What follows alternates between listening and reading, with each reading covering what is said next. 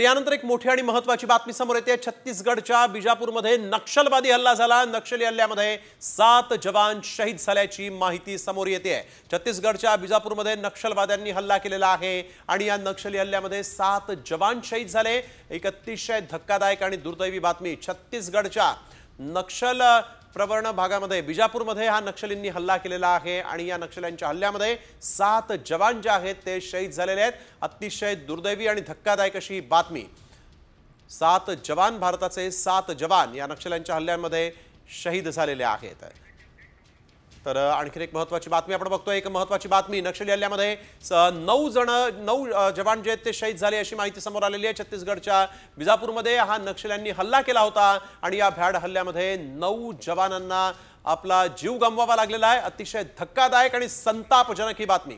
विशाल सावणे आमचे प्रतिनिधी आपल्या सोबत यावेळेस फोन लाईनवर जोडले गेलेले आहेत। विशाल, अतिशय संतापजनक बातमी, 9 जवान हे मृत्युमुखी पडलेले आहेत।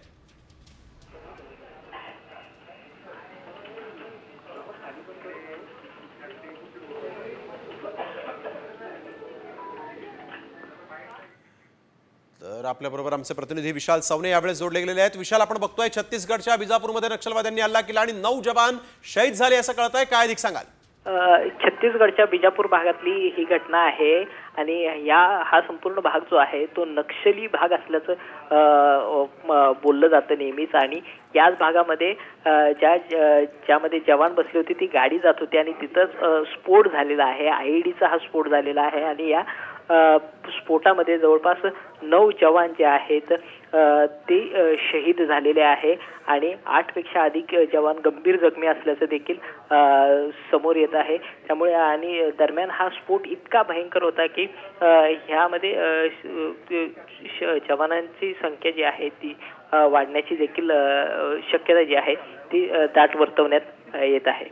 बिलकुल, धन्यवाद विशाल आपण दिलेल्या सविस्तर माहितीसाठी। नक्षलवाद्यांनी यावेळेस जवानांच्या वाहनांवर हल्ला केलेला आहे आणि ज्यामध्ये 9 जवान हे मृत्युमुखी पडलेले आहेत। वाहनात नक्षलींनी स्फोट घडवला ज्यामध्ये 9 भारतीय जवान शहीद झालेले आहेत।